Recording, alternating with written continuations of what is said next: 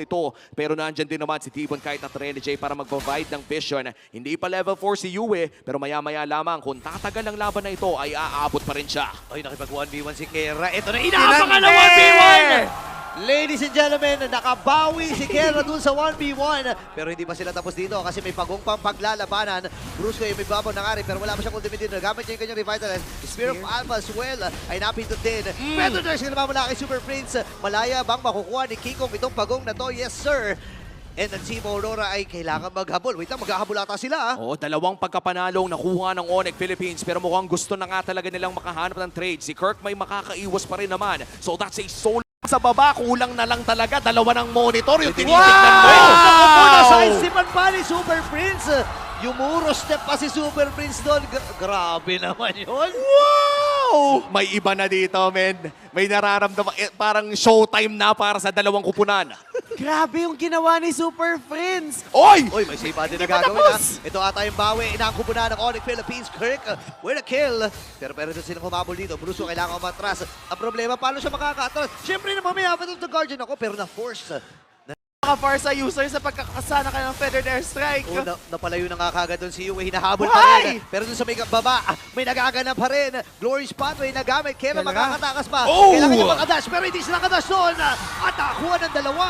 Instantly ang Aurora. At mukhang may pa-TP effects pa dito. Si Rene J nagbabalik. Ay! At may solo kill pang naganap doon sa may bandang itaas. Kailangan na ng split screen mala-aldab sa laban na to.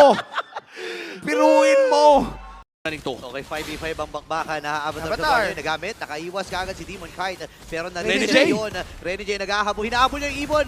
Ngayon, River Kendra! Plate nagamit na lahat na mabibigyan na ata. Ito si Brusco. Record from Yue. Kailangan nilang matras dito. Pero si Demon Kite ay nabigyan na kagad ng Super Family. Habang si Kirk ay lumalayo na nga rin. Labang siya ng pinakahuling baril.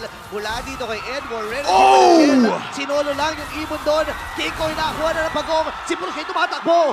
Oh my gosh, napakarami nangyayari. Nakahanap pa ng anggulo si Doming Kite. Initially, akala ko panalo na yung Onyx doon dahil sa napakagandang flank mula kay Kera. Pero saan ba nagbago? Yung nag-reset nila, si Kirk nagpakita na si Doming Kite! Okay, sino kaya masipa doon? Pero hindi nakasipa!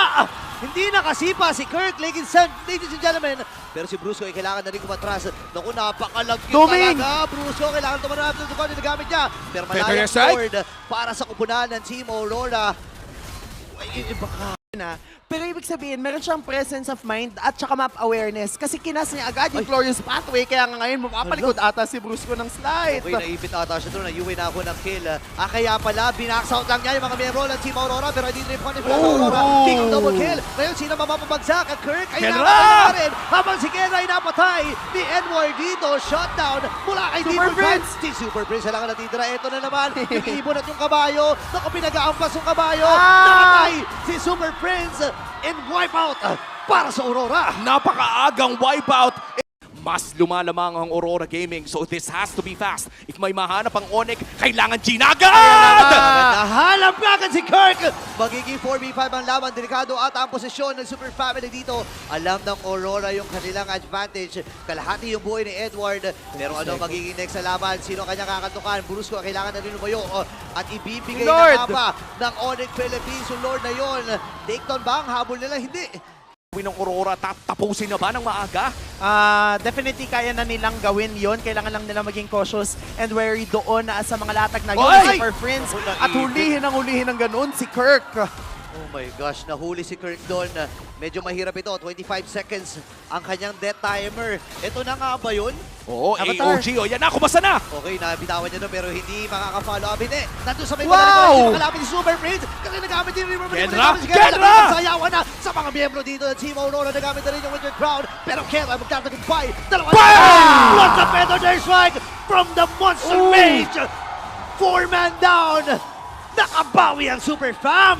At kung kailan akala natin knockout punch na ng Aurora Gaming, here comes the counter punch from the World Champions. Ito ang mauuna. Grabe, sabay-sabay yung mga minions dito Ang Onyx Philippines, naka-ready na talaga. Nagamit yung Glory Body, Hammer of the Guardian. Mula sa likuran, Brusco dito habang yung River Manibris nagamit ang aring kagad. Oh, Dito no. ni Yue, habang si Ay! nakadalawa Double! na. Magiging tatlo, magiging apat pa nga ba? Kiko nakabawi din, pero marami mga minions sa Team Aurora. At ang ganti ng mga naapi, Team Aurora takes the win.